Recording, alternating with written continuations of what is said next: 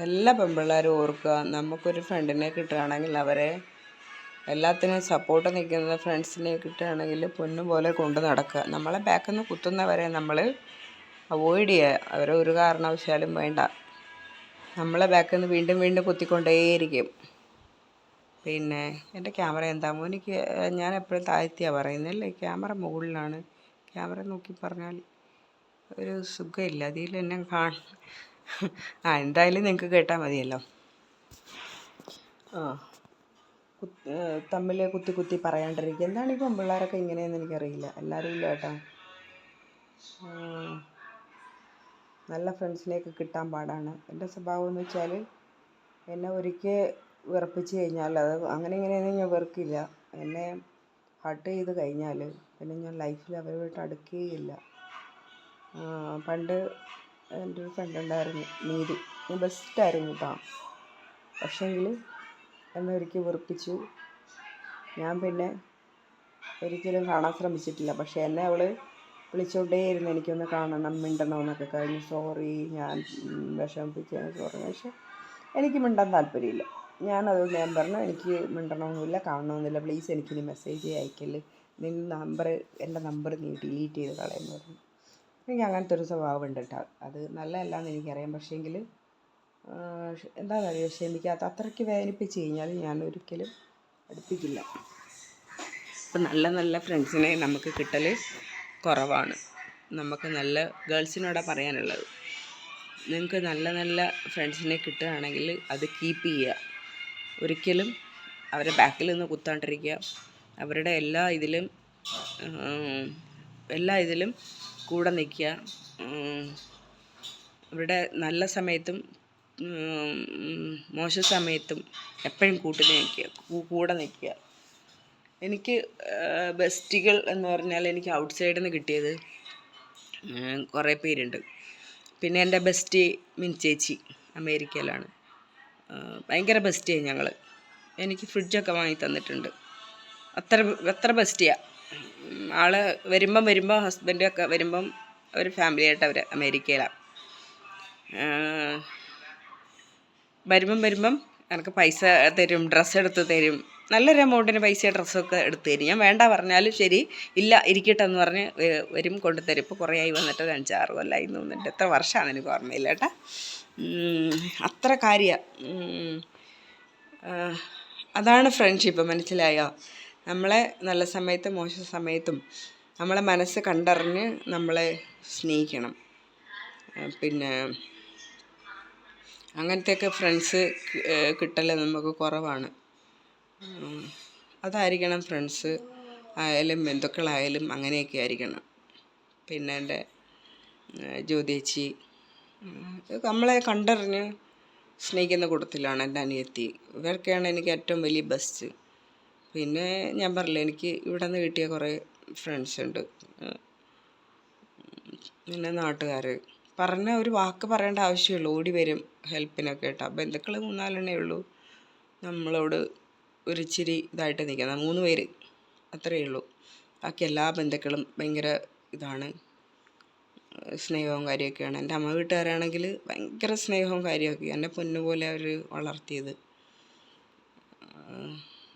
നമ്മളിപ്പോൾ അമ്മേൻ്റെ അനിയത്തിൻ്റെ വീട്ടിലിരിക്കണമെന്ന് വെച്ചോ, അനിയത്തിൻ്റെ ഭർത്താവിൻ്റെ ആൾക്കാരുടെ കൂടെ എന്നെ സ്നേഹമാണ്. പിന്നെ അവരെല്ലാം എന്നെ അതുപോലെ കാണുന്നത്.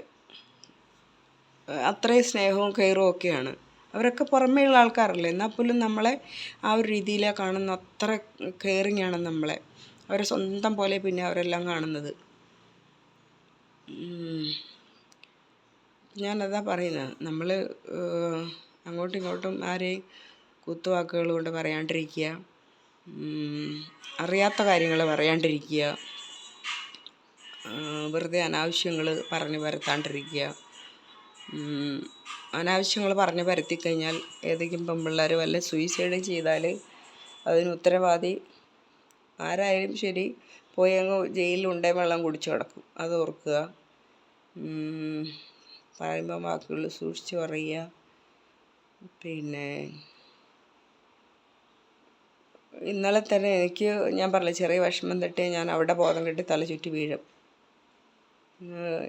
എനിക്കത് കേട്ടിട്ട് ഞാൻ ബോധം കെട്ട് വീഴാത്ത എന്തോ എൻ്റെ ഭാഗ്യം. ഞാൻ കയറി ഉടനെ തന്നെ ഭക്ഷണം കഴിച്ചു. ഭക്ഷണം കഴിച്ച് ഇറങ്ങിയതിന് ശേഷം ഇത് ഞാൻ കേട്ടത്. അതിന് മുന്നേ ആണെങ്കിൽ ഭക്ഷണം പോയിട്ട് ഒന്നും ഇറങ്ങൂല.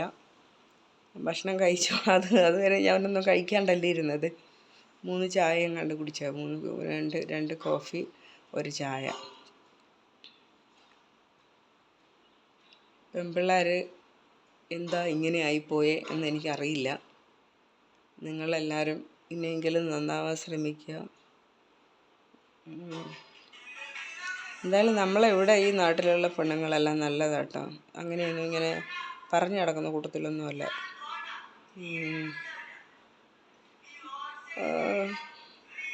എനിക്ക് തോന്നുന്നു എൻ്റെ ഈ ഏരിയയിലൊന്നും അങ്ങനത്തെ ആൾക്കാരെ ഇല്ലയെന്ന് എനിക്ക് തോന്നുന്നുണ്ട്. അങ്ങനെ ഉണ്ട്, ഒന്ന് രണ്ടെണ്ണമൊക്കെ ഉള്ളൂ. അല്ലാണ്ട് ബാക്കി ആരും അങ്ങനെയൊന്നും ഇതാക്കുന്നവരേ ഇല്ല. ഒക്കെ നമ്മളെയൊക്കെ അറിയുന്നുള്ള ആൾക്കാരല്ലേ, അതുകൊണ്ടായിരിക്കണം അവരങ്ങനെ ഇങ്ങനെയൊന്നും പറയാത്തതും പിടിക്കാത്തതൊക്കെ, അസൂയ കാണിക്കാത്തതൊക്കെ. എന്നോട് തന്നെ ഞാൻ പറഞ്ഞു ഞാനെന്തെങ്കിലും സ്റ്റാർട്ട് ചെയ്യും. ഇപ്പോഴേ എല്ലാവരോടും മുൻകൂറായി പറഞ്ഞു. ഞാൻ പറഞ്ഞു ഞാനെന്തെങ്കിലും സ്റ്റാർട്ട് ചെയ്യും, പക്ഷെ ആരോടും ഞാൻ പറയില്ല. ഞാനെന്തെങ്കിലും സ്റ്റാർട്ട് ചെയ്യും, സക്സസ് ആയിട്ട് ഞാൻ എല്ലാവരെയും അറിയിക്കുള്ളൂ. അപ്പോൾ പിണക്കമൊന്നും തോന്നല്ലേ എന്ന് എല്ലാവരോടും പറഞ്ഞു. അപ്പോൾ എല്ലാവരും പറഞ്ഞു ഇതിലൂടെ ഞാൻ ഇപ്പോൾ അറിയിക്കുകയാണ്. ആകെ 2 പേർക്ക് ഇവിടെ ഞാൻ കൊടുത്തിട്ടുള്ളൂ, റെനീശയും പിന്നെ വേറൊരു ചേച്ചിയുണ്ട്. ബാക്കി എല്ലാവരും നേരിട്ട് കണ്ടിട്ടൊക്കെ പറയണം. കുറേ ഫ്രണ്ട്സെന്ന് വെച്ചാൽ നമ്മളെ ഡാൻസിന് വന്നിട്ടുള്ള ഫ്രണ്ട്സാണ് കേട്ടോ. അങ്ങനെ കുറേ ഔട്ട് സൈഡിൽ നിന്ന് കുറച്ച് ദൂരേക്കൊക്കെ മാറിയിട്ട് കുറേ നാട്ടിലുള്ള എല്ലാവരെയും ഞാൻ പരിചയപ്പെട്ട് കയ്യിലെടുത്ത് വെച്ചിട്ടുണ്ട്. അപ്പോൾ അവരോടൊക്കെ നേരിട്ട് പോയി പറയണം. ഇപ്പം പറയില്ല, ഞാൻ സക്സസ് ആയിട്ട് എന്തും പുറത്ത് പറയാറുള്ളൂ. നിങ്ങളോടും യൂട്യൂബിലെ ഫ്രണ്ട്സിനോടും ഞാൻ സക്സസ് ആയിട്ട് പറയാം. സക്സസ് ആവാണ്ടിരിക്കില്ല, നല്ലോണം അടിപൊളിയാവട്ടെ. എൻ്റെ ആഗ്രഹം അതൊക്കെയാണ്. സക്സസ് ആവണം, കുറേ ഉണ്ടാക്കണം പിടിക്കണമെന്നല്ല, എനിക്കൊന്ന് ഫെയിം ആവണം. പിന്നെ പറ്റുന്നിടത്തോളം ഞാൻ എല്ലാവരെയും ഹെൽപ്പ് ചെയ്യുന്ന കൂട്ടത്തിലാണ്. അതും എല്ലാവർക്കും അറിയാം. അപ്പോൾ എനിക്ക് ഹെൽപ്പ് ചെയ്യാനുള്ളതും എന്തെങ്കിലുമൊക്കെ ദൈവം തരട്ടെ. അത് കഴിയുമ്പോൾ ഹെൽപ്പ് ചെയ്യാന്ന് വെച്ചാൽ ആദ്യം നമ്മളെ കുടുംബത്തിലുള്ളവരെ ഹെൽപ്പ് ചെയ്യണം എന്നല്ലേ പറയലേ. കുടുംബത്തിലുള്ളവർ ഉണ്ട്, ആ കുടുംബത്തിലുള്ളവരെ ഹെൽപ്പ് ചെയ്യാൻ എനിക്ക് കടമയുണ്ട്. കാരണം ഞാൻ അവരുടെ അടുത്തൊക്കെ നിന്നാണ് വളർന്നത്. അല്ലെങ്കിലും വളർന്നില്ല എങ്കിലും ആദ്യം നമ്മളെ കുടുംബത്തിലുള്ളവരെ ഹെൽപ്പ് ചെയ്യുക, അത് കഴിയുമ്പോൾ നമ്മളെ ചുറ്റിനുള്ളവരെ ഹെൽപ്പ് ചെയ്യാം, അത് കഴിഞ്ഞ് നമ്മളെ നാട്ടിലുള്ളവരെ ഹെൽപ്പ് ചെയ്യുക. അങ്ങനെയാണ് നമ്മൾ ചെയ്യേണ്ടത്. അത് കഴിഞ്ഞ് ബാക്കി എല്ലാവരെയും ഹെൽപ്പ് ചെയ്യുക. മനസ്സിലായോ? അപ്പോൾ അങ്ങനെയൊക്കെ ചെയ്യണമെന്ന് വലിയ ആഗ്രഹമുണ്ട്, ഒരുപാട് ഉള്ളിലുണ്ട്. പക്ഷേ ഞാൻ ജീവിച്ചിരിക്കുമെങ്കിൽ ഞാനത് ചെയ്തിരിക്കും. പിന്നെ ജീവിക്കാനൊന്നും വലിയ ആഗ്രഹമൊന്നുമില്ല കേട്ടോ. 99% ജീവിക്കാൻ ആഗ്രഹമില്ല. പിന്നെ ഇപ്പോൾ ഇതൊക്കെ ഈ കോഴ്സൊക്കെ ചെയ്യുന്നതുകൊണ്ടാണ് പിന്നെ എന്തെങ്കിലുമൊക്കെ ചെയ്യണം പഠിക്കണമെന്നുള്ള ആഗ്രഹം. അല്ലെങ്കിൽ 99.9% എനിക്ക് ജീവിക്കാൻ ആഗ്രഹമില്ലാത്ത കൂട്ടത്തില്ല. ഞാനത് തർക്കിച്ചിരുന്ന കൂട്ടത്തിലുമാണ്. എന്തിനാ ജീവിക്കണേ എന്നുള്ള ചിന്ത ഇപ്പോഴും അതൊക്കെ തന്നെയാണ് ഉള്ളത്. പക്ഷേങ്കിൽ എൻ്റെ അമ്മയ്ക്കൊക്കെ വേണ്ടിയിട്ട് ഞാനങ്ങ് ജീവിച്ച് പോകണമെന്നുള്ളൂ. അവരെ ദുഃഖിക്കും, ഒരുപാട് ടെൻഷനാവും അവർക്കൊക്കെ ഞാൻ എനിക്കതേയും പറ്റിക്കഴിഞ്ഞാൽ. അവർക്കൊക്കെ വേണ്ടിയിട്ട് ഞാൻ ലൈഫ് മുന്നോട്ട് കൊണ്ടുപോകുന്നതേ ഉള്ളൂ. പിന്നെ ഇതൊക്കെ പഠിക്കുന്നതെന്ന് വെച്ചാൽ അവർ അതൊക്കെ കൊണ്ടായി പഠിക്കുന്നത്. അപ്പം ഞാൻ ആ ഒരു ചിന്ത അങ്ങ് വിട്ടു പോകുമല്ലോ. പിന്നെ എന്തായാലും ആ ജോലിയൊക്കെ ചെയ്യണമല്ലോ, സ്വന്തമായിട്ട് തുടങ്ങണമല്ലോ. അങ്ങനെയൊക്കെ മുന്നോട്ട് പോകുന്നുണ്ട്. അതുകൊണ്ട് പ്രാർത്ഥിക്കുക എല്ലാവരും ഒന്ന് സക്സസ് ആവാൻ. എന്തെങ്കിലുമൊക്കെ തുടങ്ങണം, സക്സസ് ആവണം. പിന്നെ ഇതൊക്കെയാണ് എൻ്റെ ഇന്നലത്തെയും ഇന്നത്തെയായിട്ടുള്ള വിശേഷങ്ങൾ. എല്ലാവർക്കും ഹാപ്പി വിഷു. എല്ലാവരും എൻ്റെ വീഡിയോസ് കാണുന്നുണ്ട്, അതിനൊരുപാട് താങ്ക്സ്. പിന്നെ എന്നെ സഹിക്കുന്നുണ്ടല്ലോ. നേരിട്ട് കണ്ടാൽ ഇങ്ങനെയൊന്നുമില്ല, എൻ്റെ അമ്മയെ ഞാൻ അടച്ച് വെക്കില്ല. അതുകൊണ്ടാണ് ഈ വീഡിയോസും കൊണ്ട് യൂട്യൂബ് ചാനലും കൊണ്ട് ഇറങ്ങിയത്. എഴുതി വെക്കാനായിട്ട് സമയവുമില്ല. പണ്ടൊക്കെയാണ് ഞാൻ എഴുതി വയ്ക്കുമായിരുന്നു, പിന്നീട് അതൊക്കെ ഇവിടേക്കോ പോയി. ഇപ്പം ഞാൻ വിചാരിച്ചു എന്തായാലും നമുക്കിതുണ്ടല്ലോ, കേൾക്കുന്നവർ കേൾക്കട്ടെ, വട്ടാണെങ്കിലും ഇരുന്ന് കേൾക്കട്ടെ. കേൾക്കുന്നവർ വിചാരിക്കും നമുക്ക് വട്ടായിരിക്കും എന്ന് വിചാരിക്കും. ഞാൻ വിചാരിച്ചു കേൾക്കുന്നവർ കേൾക്കട്ടെ. എന്തായാലും ചിലപ്പോൾ ഞാൻ മരിച്ചു കഴിഞ്ഞാലും ആൾക്കാർക്ക് എൻ്റെ ഇതിരുന്ന് കാണാമല്ലോ. എൻ്റെ അമ്മയ്ക്കായാലും എൻ്റെ വീട്ടുകാർക്കായാലും ഒക്കെ ഇരുന്ന് ഇത് കാണാമല്ലോ എൻ്റെ മോളെ എന്നുള്ള രീതിയിൽ വീഡിയോസായിട്ട് കിടക്കുകയല്ലേ. പാവം. അങ്ങനെ എല്ലാവരും എന്നെ ഇങ്ങനെയൊക്കെ ഇരുന്ന് കണ്ടോട്ടെ. എന്നാൽ പിന്നെ എല്ലാവർക്കും ഹാപ്പി വിഷു.